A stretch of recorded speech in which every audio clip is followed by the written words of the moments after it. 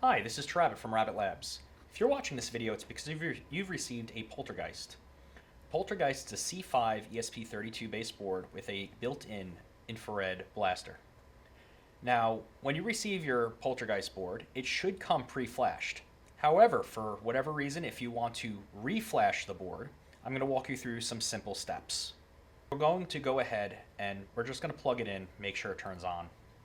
As you can hear, my Windows computer just beeped a few times, and we have a red LED indicator here saying that there's power to the board. So that's a good sign. So for now, we're just going to unplug it, and we're going to open up the flasher.site.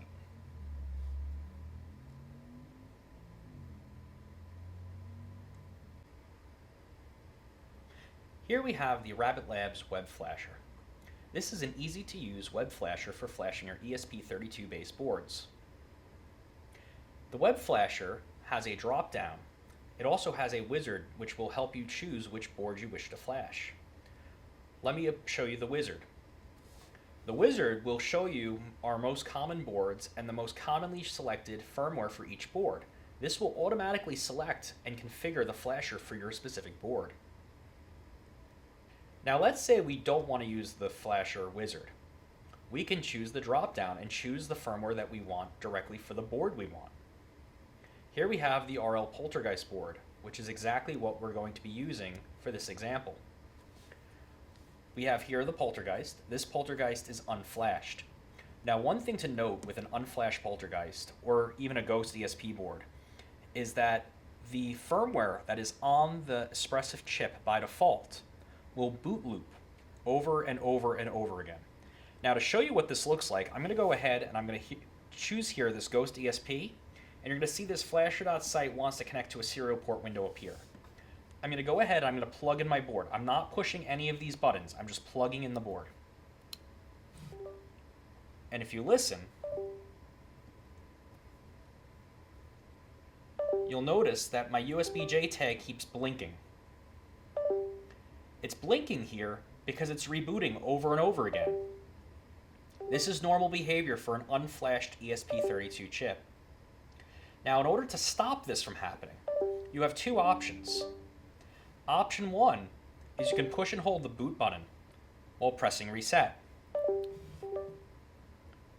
When you release boot, you'll notice that the option stays here, USB JTAG serial debug unit. In my case, it's on COM 8. Your COM port may be different. Now, the other method would be to hold boot down while plugging in the board. You may then release the boot button. As you noticed, it does not boot loop. Moving on, we're going to go ahead here and we're actually going to select that COM port and we're going to select connect.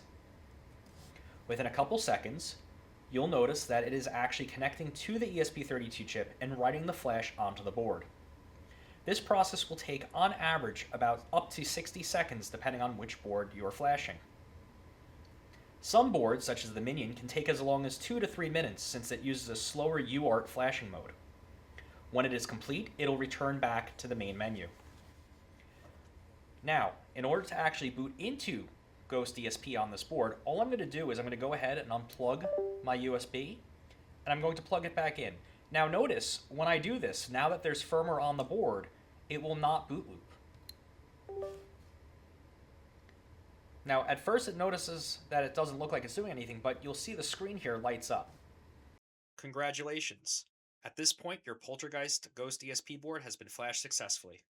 Now, if we wanted to flash this board with the latest version, assuming that it's already been flashed, you won't have to hold the boot button.